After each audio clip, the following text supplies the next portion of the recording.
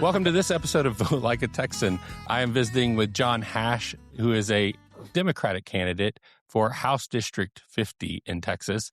And it is a field. There's 6 candidates in the Democratic primary that is on March 3rd. Early voting starts February 23rd. But it really highlights the importance of voting early, voting in your primary, and making sure that we can send the candidate that you're voting for on to either a runoff or the general election. So I'm starting there because we're in January and we're thick into it. But John Hash, thank you for joining us today. Justin, thanks so much for having me on Vote Like a Texan. I'm very excited to be here. As you might know, first-time candidate, there is a bit of a learning curve. So whenever I'm available to speak with somebody about why I'm running, get my name out there, taking that opportunity to express, what led me to run for office. So I appreciate the opportunity. Well, a first-time candidate, I applaud the initiative of going through just the filing process. And I think we can start there. Is what did you learn when you decided to run and had to go through that process? So first, when I decided to run, it came on I believe it was a Tuesday, because it was the day that James Tallarico announced that he was running for U.S. Senate. I got the text in the morning, and in that evening, I was very excited, but at the same time, a little worried. I said, we're losing an advocate down at the Capitol. So then I started looking in. What does it mean to run for office? What are the qualifications? And surprising enough, they're not that stringent for running for office. I believe for a representative, it's 2 years in the state of Texas, 1 year in your district, and you're 18 years old. So once we kind of were able to swipe that under the rug, say, okay, let's keep on going.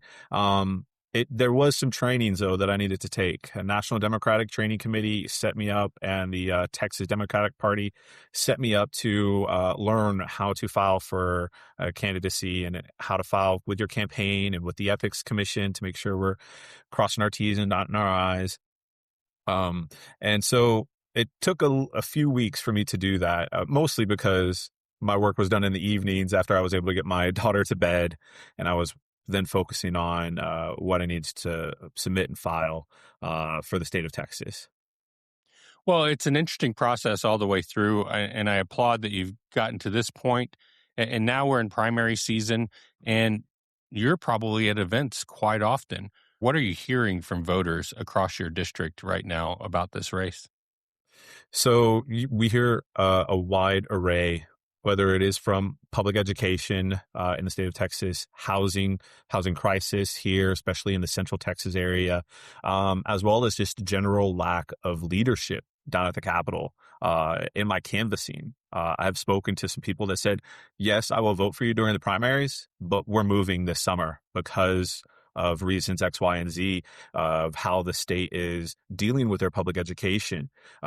People who have kids and have the opportunity to leave, they're taking it and they're moving to states on the East Coast who have public education, or states where restrictions, abortion ban is not as strict as it is here in Texas. So we're seeing people who can leave. Those who are here, they're talking about affordability in Central Texas, and how can we adjust and support them as the state representative for the district. And you have a background in education, from my understanding, and looking at that background, education seems to be a focus for you. And where did that come from? How were you involved in education before running for this race? Yeah, it's really my passion. When I graduated from college, University of Texas, I was kind of deciding whether I wanted to go a teaching route, or I found an outreach program. It's called Advise Texas, and they put recent college grads into Title I schools across the state as college advisors. So we were giving opportunities to students when it came to their next steps. It wasn't always college. It could be certificate programs or helping them sign up for their ASVAB if they were interested in military, but we were helping them with their next steps. And that was one of the first places that I saw inequity with our students who were juggling jobs, school, taking care of siblings because their parents were working multiple jobs. I saw it up close, and I just poured my heart into helping the next generation. With Advise Texas, I then worked for another outreach program called GeoForce, also through the University of Texas. And this was a science-based program. We were nationally recognized from the Obama administration in 2015 for our science programming for youth. And it was really about pouring out and helping students sometimes climb out of the situations that they're in by giving them opportunities that they never would have had. So I became very passionate about our future. And that's ultimately what led me to run for office in 2023, I believe, if I have the year right, was when the state legislature cut DEI programming for state entities. And I felt that, one, it impacted our programs, but I felt that across the state that it impacted youth and what they're able to do. And sometimes, again, trying to get out of situations that they are living in, something had to change. And that's why I'm here today running for office. Took a small hiatus because I became a stay-at-home dad for a bit, but now I feel very eager to try and give her an opportunity that a lot of kids don't have, and that's making sure that we support our public education, support our teachers, and that we are taking care of our youth, the next generation, because they're eventually going to take care of us. I appreciate that, and I appreciate the call for service in our education system. Is that a comment that you're hearing often throughout your district when it comes to the school districts that you have in House District 50, or are you seeing it as a broader statewide narrative? I do see it very pinpointed within District 50 because we have some schools that are part of Austin ISD that are struggling right now. TEA is looking to possibly take over Austin ISD, and parents are very concerned with that because they're now lose a bit of their autonomy in choosing their school board when TEA comes in and overtakes the district. So when we talk about that, parents are concerned very much, not just here in Central Texas, but across the state. But I have heard it very pinpointed to certain schools that are struggling. In my own backyard, we have an elementary school that is in need of support and help, and this is one of the areas where I want to say that it is responsibility for us to support educators and teachers and make sure our schools have the funding to hire a sufficient number of educators to keep classrooms in manageable levels, because I feel that's been one of the leading causes of turnover in our teachers, disruptions in our classrooms is when teachers have 30 plus students in a classroom. It is very hard to maintain that throughout an entire day with kids. Now, you're new in running for office as a state representative candidate. You're across your district. Can you describe what District 50 entails? Like, where is that geographically in the state? Yeah. So, believe it or not, Justin, it doesn't look gerrymandered. It has a rather square-ish shape, but it is northeast Austin and a little bit of southern Pflugerville. So we're utilizing highways like Mopac on the western border, Breaker Lane, which is a very prominent road at North Austin there. Part of 290 that is southern border, almost whips around out to 130 before it goes back north and encapsulates southern Pflugerville with the Pecan Drive slash 1825. So it is very densely populated. We're not very large geographically. It's very dense populated groups that's filled with a lot of renters, neighborhoods of homeowners, but we have a ton of renters. I believe the majority of residents in this district rent. And it's one of the more diverse populations. We have pockets of diverse population along our Lamar corridor up in Pflugerville. So it's a very diverse district as well. What have you learned about running for office in this season? We're still early in it, but you've been, let's just say since December 8th, everybody's been campaigning pretty hard. What has that been like for you as an experience coming into it? There have been people have been excited to hear that we have younger groups that are running for office, new people that are running, because I think that means something. That means that people across Texas are wanting to see the change, and they're taking it upon themselves to make that change. We now saw that the state of Texas has every House seat, every Senate seat. We have all of our congressional districts filled with Democratic candidates, and that's moving for me to see that people are now deciding it's now time for us to make change, and let's do it. And so I get to say I'm part of this cohort that's hopefully the blue wave come in and going to turn Texas blue. But at the same time, I'm also understanding that we live in Texas, and while I might be representing a very blue district, I need to make sure that my conversations that I have, that I am still thinking about how can I progress all of Texans? How can I progress us in the district and Texas statewide? So learning from many of the people who have been behind the scenes who are now running, we've met, and I've gotten to meet a few of the candidates in District 49, which has, I believe, 8 candidates, but some of them have worked in capitals, worked in campaigns. So a lot of it is speaking to candidates from other districts, learning from them, learning from their campaign managers. What is it like to run a campaign? What should I be looking for or looking out for when it comes to best decisions on my time? How can I invest my time as best as I can? The donations that we receive, making sure that we're good stewards of the money, because we want to make sure we are focusing on the people. So it's been very invigorating, educational, and when I highlight some of the things of social media, how can we best target younger populations through social media? I've just now created a TikTok a couple days ago with some of my first videos coming out about going from stay-at-home dad to running for office. So a lot of suggestions and help when it comes to running campaigns that have come from other candidates. And that's very uplifting for me to see that they're excited to see someone like myself out there running for office. That is part of it in the modern world, is putting yourself out there in such a way. And I applaud. I've seen your TikTok channel come up, and you're putting some great personal videos out there saying why you're running, how you're running, where to find you, etc. But as you've looked around that landscape, and I appreciate you're talking about getting younger voters into the polls, how do you anticipate doing that between now and March 3rd so that we can get those primary voters out there and they can help this really skinny out that field of 6 today? Yeah, that's a great question, because I think one we noticed, and when I've looked at the data, one of the first things we're supposed to do as candidates is look at what are previous elections like and what is your target number. And when I looked at District 50 in the last 2 election cycles, we've seen roughly average of about 11,000 turnout during the primaries.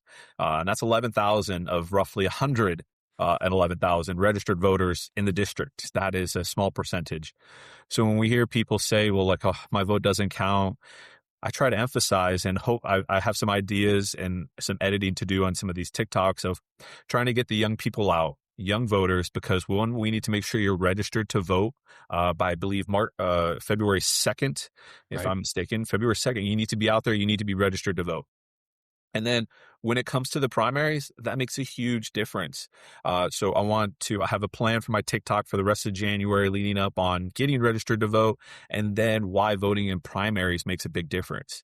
I would hear, especially from some of the students that I worked with, well, I'm only picking between A or B, and I don't like either of them.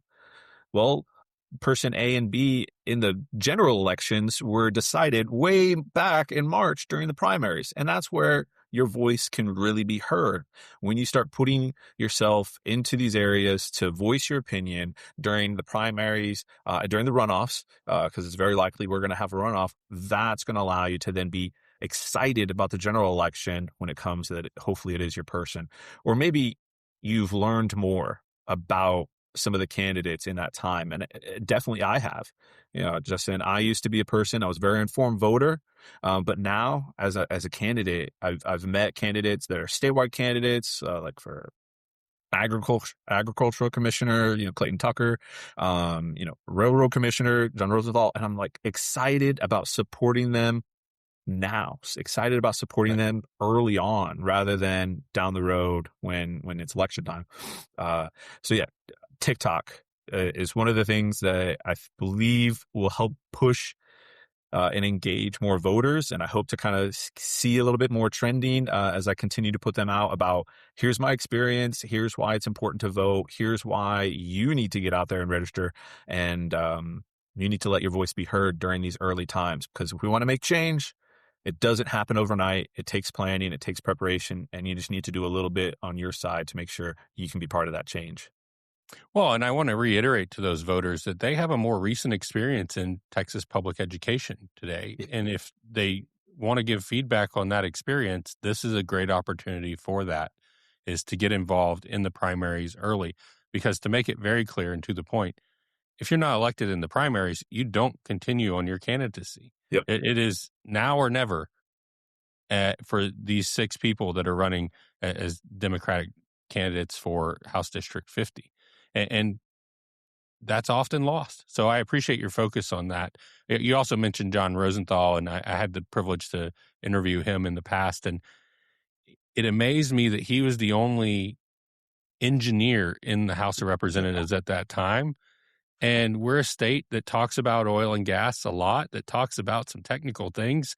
And we need people with that professional background in these offices. So I'm thrilled to hear that you're looking to him for mentorship and feedback, and that he's running for an office that fits his background really well. But it takes all of us coming together to represent the state at this level. And so I applaud your efforts there, and just reiterate, if you were in the last 10 years, you were part of the public education system, you have a better view than many of the voters that do turn out for primaries. Yes. Yeah, that is true.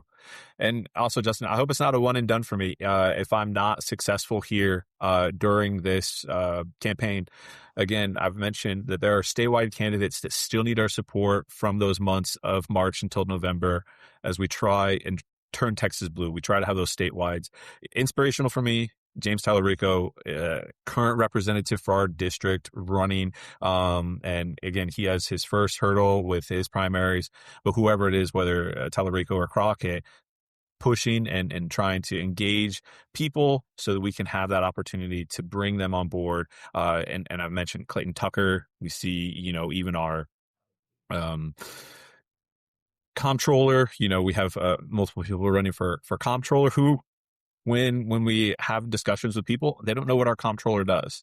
Right. So, the person who's in charge of the money, and a lot of people don't know actually what their job is. And a lot of that goes to trying to make sure we have the good education opportunities for our students so they can learn what is part of our government here in Texas. I think that's important. So making sure that they understand railroad commissioner has nothing really to do with railroads anymore. It is oil and gas. That is the primary topic for their work. So again, I hope it's not, this is my only opportunity. I hope I'm moving on to primaries. I'm planning on that already, that we are going to have a primary runoff, and that I'm ready for it. We have wonderful people that are running in District 50, the 6 candidates. So I'm just so happy to be part of this group as well. The people that I've met, so happy to be part and running alongside them as we all run for the same seat. Where can people find more information about your campaign and more about what your passions are and your focus would be in office? Oh, yeah. My website, johnhashfortexas.com. So that's going to where you find the basic information about what I stand for, why I'm passionate about public education, our housing and healthcare here in Texas, and our environment. My background working with science camps led me to working with environmental groups, with our energy industry who helped supported us. So I'm very passionate about these areas. So you can find more information on our website. And then I'm on social media. We have Facebook, we have an Instagram, we have a LinkedIn, and I have a TikTok now. So you can definitely check out John Hash for Texas in any of those areas. And hopefully I'm popping up towards the top of those lists. You can check us out, have ways to follow us, follow our newsletter. I tried to let people know, be very transparent about our campaign. How are we doing fundraising and spending? We're just now in the days of our first deadline for campaign finance reports. So we got to submit that. And I did a TikTok, which I'm editing right now, to send out to say, this is how you do a campaign finance report, to let people know that we try to be transparent when it comes to what we're doing on the campaign. So yeah, social medias, a website, those are the best ways to reach out to us. There's a lot of information out there. There's a lot of moving pieces, but there's a lot of work that people don't recognize as being, when you're a candidate. The filing is a good example.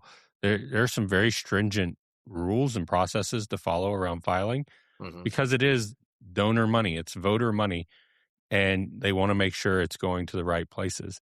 The other part of that is this is a family sport. You don't do this by yourself, especially with a 2-year-old at home. Yeah, actually, I Justin, you're so right. I have a big thank you for my wife, Ruth, who has helped support me. And anytime I kind of feel like, man, am I getting in over my head, being a first-time candidate, she reminds me, why did you decide to run? And the work that we've done across the state with our youth and our programs, she said, this is why. Don't ever lose that. And so I keep holding on to that. And she's always a good foundation for me to go back to, and has just been ultimately the best support that I have. And then my daughter, she likes to join for some of the events that we've had, and a town hall that we're about to have. And she'll be there running around. So she is also a bit of a attention getter for people to see that, we are a family. We're out there trying to make a difference for families here in the district. I can applaud that across the board, because it is not an easy choice to do this, but it's an intentional one that you're making. So, John Hash, I appreciate you taking time with us, visiting and sharing your passion for education and your candidacy for House District 50. Yeah. Thank you so much for your time, Justin. I appreciate it.